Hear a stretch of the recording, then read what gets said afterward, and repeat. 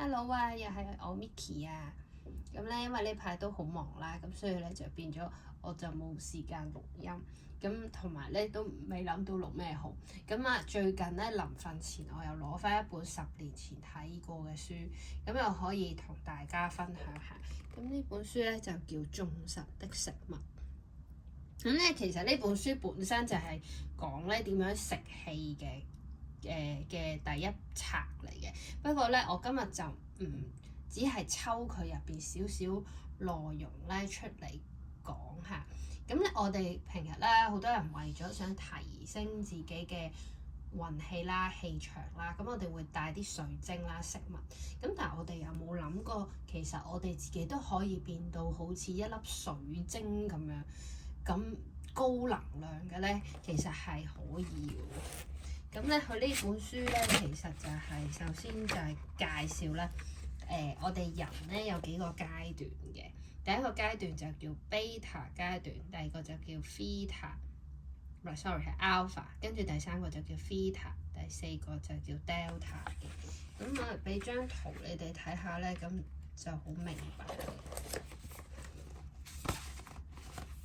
即係呢一張圖咧。就係講我哋人咧覺醒咧有4個階段咁樣嘅。咁第一個階段就係呢個 beta 波啦。咁 beta 波咧就係講緊咧我哋平日工作好忙碌啊嚇，咁我哋成日喺度渴求一啲嘢啊，成日咪啊我嘅狀態啦。咁就係呢個階段咧。根據本書入邊就講咧，其實係充滿一啲叫做貧窮啦，將呢個 frequent 係充滿一啲貧窮啊、自私啊啲 negative 嘅嘢嘅。咁所以咧，我哋咧就要去進入第二個階段啦。咁點先可以進入到第二個 alpha 嘅階段咧？咁 alpha 咧嘅階段咧，通常咧就係咧有啲人咧，而家好興開始禪修啊、靜坐啊咁樣，咁進入呢個狀態咧，人咧就會開始問下啊，究竟我係邊個咧？點解我會係我阿媽個女咧？點解我又唔係李嘉誠個女咧？究竟我點樣嚟咧？當人咧進入呢個階段嘅時候咧，咁佢就會開始就會去諗下人哋嘅感受，其實就會開始有我啦同你哋啦嘅嘢啦嚇，咁樣就會開始好，即係個氣場就會開始好啦。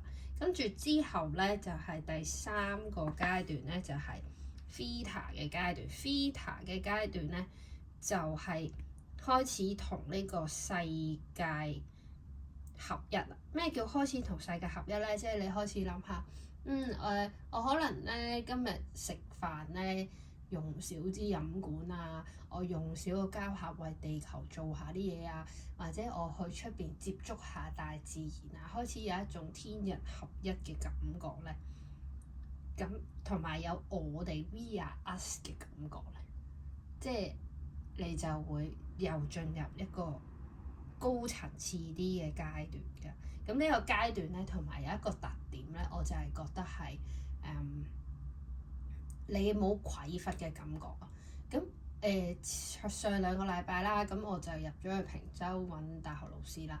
咁佢叮醒咗我咧嗰種離開匱乏嘅感覺咧，佢就講咗一句啫，佢就話我喺度同你飲杯靚咖啡，又覺得好開心。我同你去茶餐廳飲杯 cheap 咖啡，我哋都一樣咁開心，就係呢種感覺咯。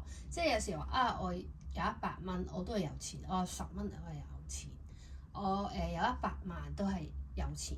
即係嗰種感覺就唔係再成日走去渴求，因為我哋一渴求專注喺一啲冇嘅嘢咧，我哋就會得到更多冇嘅嘢。好啦，跟住到第4個階段咧，就係叫做 Delta 嘅階段啦。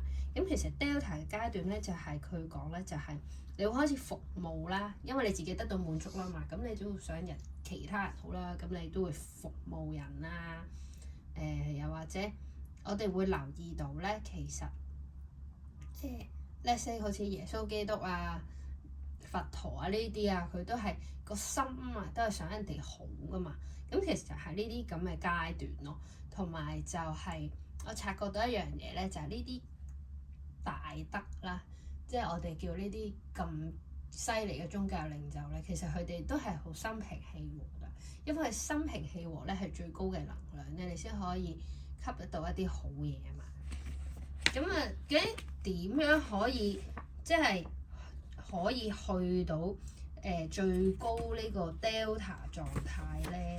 咁呢本書就有教啦。咁你可以透過冥想啦、祈禱啦、掌握心智嘅力量啦。我覺得呢個比較難嘅，咁我就通常聽肯定語咯，因為肯定語咧將每一句好嘢咧塞住喺呢個念頭嗰度嘛。反而其實我哋啲念頭成日控制唔到嘛，咁肯定語就會幫我哋啦。咁食素咯，盡量即係可能一日3餐食1-2餐咁樣。運動啦、服務奉獻啦、去下多啲大自然啦、唱聖詩啦，或者念經啦。如果有其他宗教上係念經啦，咁都可以幫到我哋去呢個 Delta 階段嘅。同埋咧根據另外一本書講啦，不過我就而家呢度唔 call 啦，即係就係話其實。好似佛經咁，Om Mani Padme Hum 係對應唔同嘅7個輪啊、7個 chakra 咧係對應噶嘛。咁所以咧其實呢啲你念呢啲經咒啊，或者let's say 唱歌啦，其實都可以幫緊我哋嗰個7個 chakra 嘅能量好啲咯。咁另外咧，其實仲有一啲嘢會阻礙我哋咧。仲有一啲嘢咧係會阻礙我哋咧去進入呢個 Delta 嘅狀態嘅。咁就係咧